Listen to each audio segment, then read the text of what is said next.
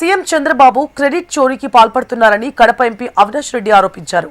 కడప నగర వైసీపీ కార్యాలయంలో నేతల సమావేశం జరిగింది. ఈ సమావేశానికి హాజరైన కడప ఎంపీ అవినాష్ రెడ్డి చంద్రబాబుపై తీవ్ర విమర్శలు చేశారు. జిందాల్ స్టీల్ పరిశ్రమకు శంకుస్థాపన చేయడం శుభపరిణామమన్నారు ఎంపీ. 2023లోనే వైఎస్ జగన్, సజ్జన్ జిందాల్ సంయుక్తంగా జిందాల్ స్టీల్ ప్లాంట్కు శంకుస్థాపన చేశారు అన్నారు. సీఎం చంద్రబాబు తానే కడపకు స్టీల్ ప్లాంట్ తెచ్చినట్లుగా చెప్పుకోవడం విడ్డూరంగా ఉందని, ఇది క్రెడిట్ చోరీకి పాల్పడ్డమే అన్నారు ఎంపీ. పరిశ్రమకు కావాల్సిన పర్యావరణ అనుమతులు కూడా గత వైసీపీ ప్రభుత్వమే తెచ్చిందని ఎంపీ అవినాష్ గుర్తు చేశారు. నిన్న కేవలం వైఎస్ జగన్ ను దూషించడానికి సభ ఏర్పాటు చేశారన్నారు ఎంపీ అవినాష్ రెడ్డి. నిన్నటి రోజున జేఎస్డబ్ల్యూ స్టీల్స్ ఆధ్వర్యంలో ఉక్కు పరిశ్రమ పనులు పునఃప్రారంభించడము శుభ పరిణామము, మంచి పరిణామము.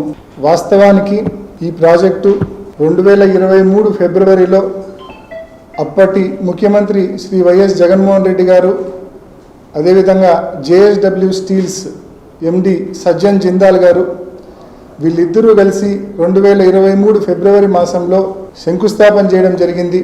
మళ్ళీ అదే ప్రాజెక్టును రెండోసారి చంద్రబాబు నాయుడు గారు నిన్న శంకుస్థాపన చేయడం జరిగింది.